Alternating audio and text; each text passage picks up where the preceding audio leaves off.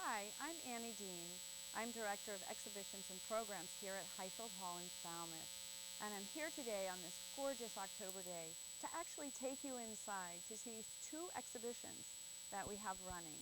The first exhibition is upstairs in the Clark Gallery, and it's called The Intimate Woods. And it displays the artwork of several regional artists who work in various fiber media, and I'll tell you more about that inside. And downstairs, encompassing the whole downstairs, is a show called The Trail Leads to Our Door. One of the wonderful things about Highfield Hall as an exhibition space for art is how interesting it is to see the integration of architectural features with artwork. Many wonderful spaces evolve that art can be shown, from sculpture to mobiles to clothing to painting. And you'll see all about that as we step inside.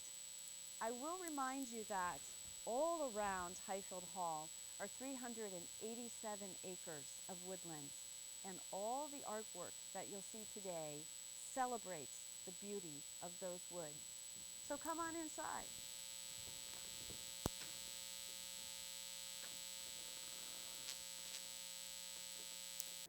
I'm standing right here by Linda Gallagher's glorious quilt. And I wanted to share this one with you first because it has some interesting elements that we will see repeated over and over in the exhibition. The first part is these beautiful pictures of Beebe Woods. Things that will be familiar to all of us who like to walk in the woods, whether deep in the woods or on the fringes. You can see the trails in this photograph. You can see sliding rock. You can see the punch bowl waters. Linda Gallagher took all of these pictures to include in this work. She had them transferred onto fabric and then created a backdrop for this in the foreground here, which represents one of Highfield's lawns and Beebe Woods' beautiful ancient beech trees. You'll see the beech tree theme repeated throughout the entire exhibition, and I look forward to showing you some of the works that include that theme. One of the other themes of this exhibition is how the woods inspire artists. And down this hallway is actually one of my favorite parts of the show. We start with drawings by preschoolers who came here for summer programs to explore the woods. We then go to sketchbooks by Falmouth Academy students, which is a requirement for their earth science classes, for them to go out into the woods and sketch from life. Falmouth High School students, working with a 300 committee and a Falmouth Education Foundation grant, came to Highfield and did plein air sketching all of the woods right around Highfield Hall. I also have put in this hallway some representative works by professional artists.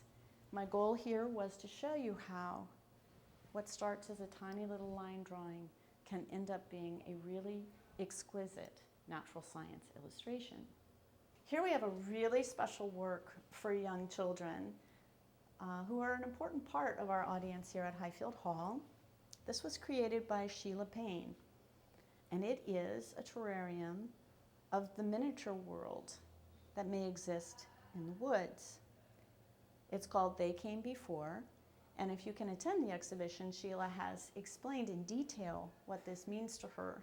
But the short story is that she has been exploring Beebe Woods for 50 years, even before the trails were groomed, and she basically had to leave herself markers as she walked through the woods. One of the really special things about this exhibition is that most of the artists created brand new works.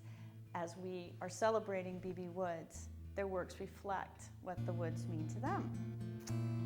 Here's an example of a really new artwork, and you might be wondering, what is this rather unattractive wooden box doing at Highfield Hall? It has a fun story, as do almost all the artworks here. And I've outlined those stories for you in the interpretive materials. But for us, now I'm going to tell you the story.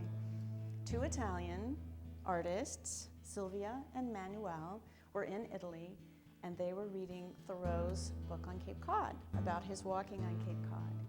So they decided to read the book and imagine what it was like here, and they applied for an arts grant to travel here to walk in his footsteps and create artwork all along the way. They did not get the grant, but they did come to Beebe Woods. Thoreau didn't come to Beebe Woods, but we got the Italians. And while they were here, Manuel created brand new music, which he performs on the guitar, and Sylvia created this very mysterious box, which if you look through the little peephole, she has drawn an accordion picture of what the woods were like for her when she was here.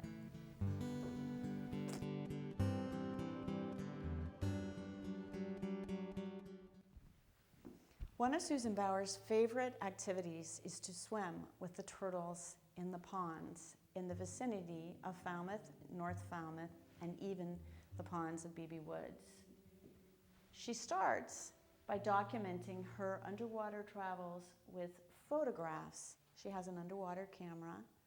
When she gets back to her studio, she takes those pictures and then she adds pencil and watercolor and gouache and collage to enhance the images. What she has then done with her imagination and her experiences is to create two wonderful children's books, which she calls the Turtle Sisters Trilogy. She's got two and another one on the way. I think you're probably getting a feel now for how the woods inspire artists so differently. No two works in this exhibition are remotely the same. Not only are artists working in different medias, they have a whole different response to nature. I was fortunate enough to be able to walk the trails of Beebe Woods with Michelle on her first visit when she started to think about what did she want to create for this exhibition. I love this work because she is able to capture the real feeling of the 387 acres of it in one relatively small piece of artwork. She takes you to the punch bowl. She shows you the benches where we all like to rest. She shows you the sliding rock, which is a real marker for walkers in the woods. She shows you the lovely trails and the stone walls, and of course, the variety of size of trees in the woodland. She captures it all. Here you'll see Betty Janeson's really beautiful pastel, really delicate rendering of the great beech trees, which we'll see again in a much larger form. Rugh is a Falmouth artist who has a gallery in downtown, and many of you may know his work. This is unusual for him. This is actually a very intimate and personal work that dates back decades. Rugh is currently married to Hilary Osborne, also an artist in town, but when they first started dating, he painted this picture for her. This is known as the twin trees, and sometimes people call it the marriage trees. And obviously he was thinking about how special she was to him. At any rate, if you want to know the rest of the story, you'll have to stop by his gallery. You probably can't see what's in this case, so I decided to try something on for you. I'm very pleased to be wearing this gorgeous bronze jewelry created by Sarah Peters, a local sculptor. She actually took impressions of the beech bark that creates all the wonderful textures of this jewelry. She has a whole case of it here. Some of the other images she uses in the jewelry are of the goats at Peterson Farm, which is part of the parcel that now includes Beebe Woods and Peterson Farm. The artists in this exhibition are really taking you on a tour of the woods. I think you're getting that idea by now. These two paintings by Marissa, Repeta, which go together so beautifully, show the punch bowl and the water lilies that grow there, and merges into the sunken garden just outside the front doors of Highfield Hall, and the lilies that grow there.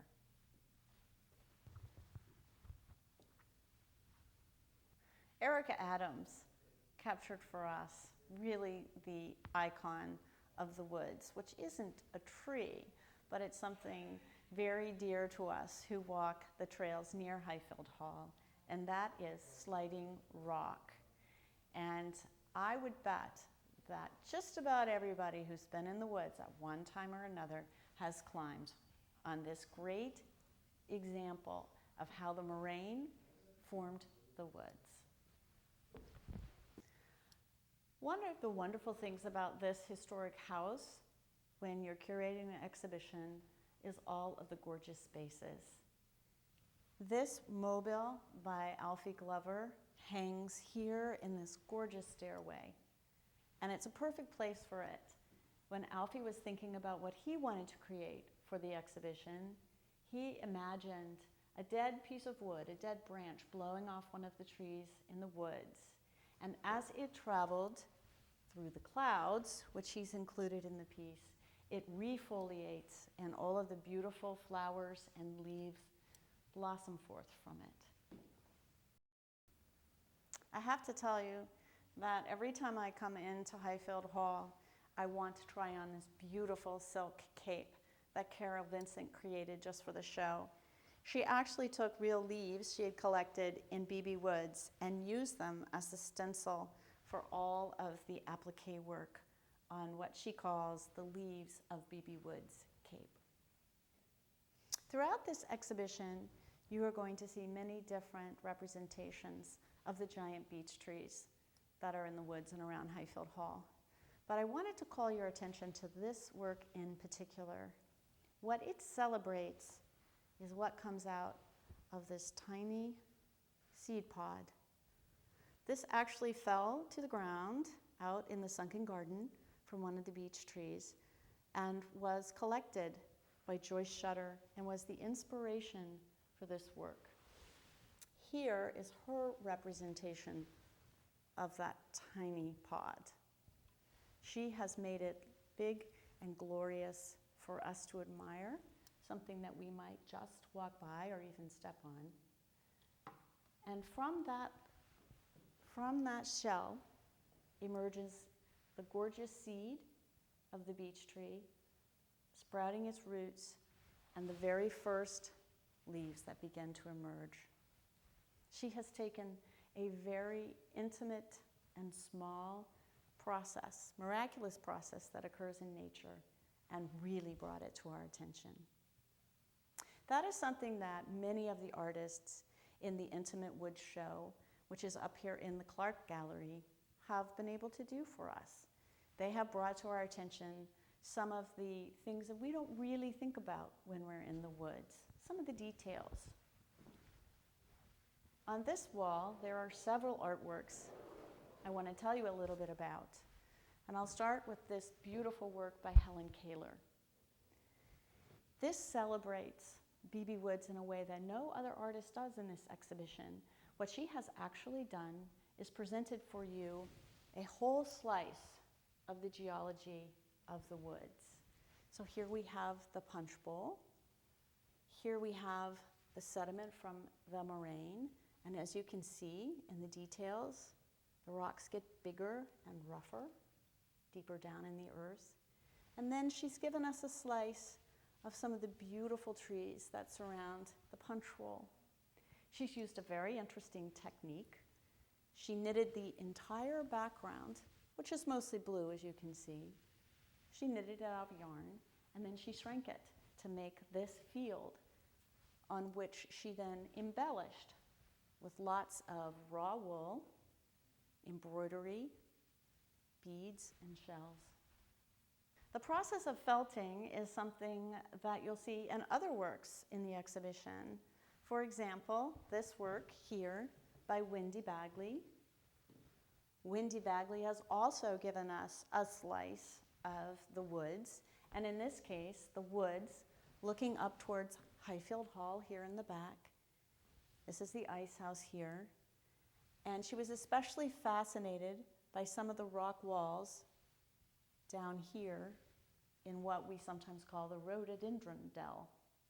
She found this all very mysterious, looking up at Highfield Hall from the stone walls like this. The winner of the Best in Show, or visitor's favorite, in the exhibition is this piece by Salley Mavor. It's really an extraordinary work. Salley Mavor is very well known for her illustrations for children's books, and she's won many awards. But this was a little bit different for her. In this piece, she was thinking about Beebe Woods, and she decided that she wanted her work to be about the birds. And she has created beautiful samples for us of the birds of Beebe Woods. If you can look really closely, you'll see that they're made of just minute embroidery stitches. Really spectacular. And our tour, our artistic tour of Beebe Woods would not be complete without the sounds of Beebe Woods. I asked local artist Jenny Junker if she would create an audio recording, which is one of her specialties, on the sounds of Beebe Woods.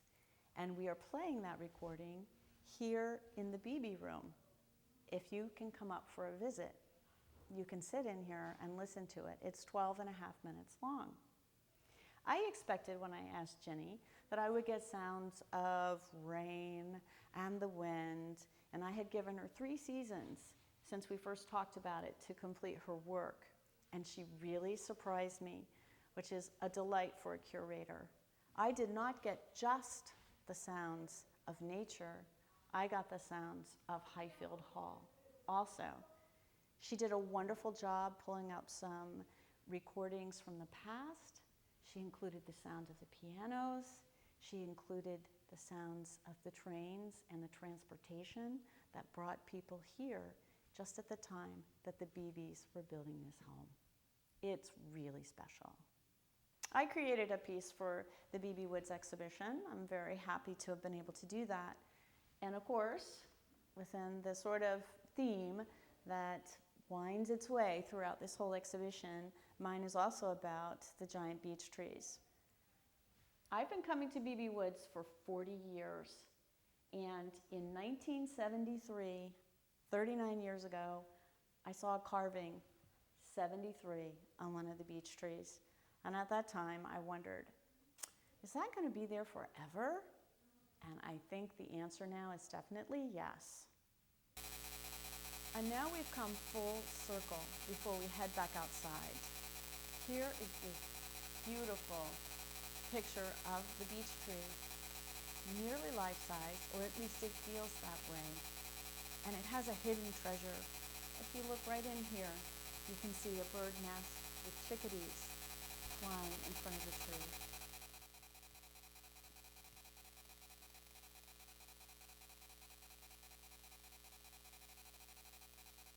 And here we now are out in nature, in the midst of Beebe Woods, what we are celebrating here in this exhibition. And Ben Silva, who built this geodesic dome, decided that Beebe Woods, my artwork needs to be outside. He created this geodesic dome with bamboo from Falmouth, and it celebrates the ideas of shelter and man's relationship with nature. He sited it right under one of these great beech trees that we've seen over and over in the exhibition. He nestled it right up in the branches. He built it into the branches. Ben is a native of Falmouth, and he grew up spending lots of time in the woods. So this was a piece that was very dear to his heart. In closing, you've got to come see this show. Whether you drive up Highfield Drive and admire Ben's great work, or whether you can come in and take a look around at some of the things and many more that we were able to look at today. The exhibition ends on November 16th.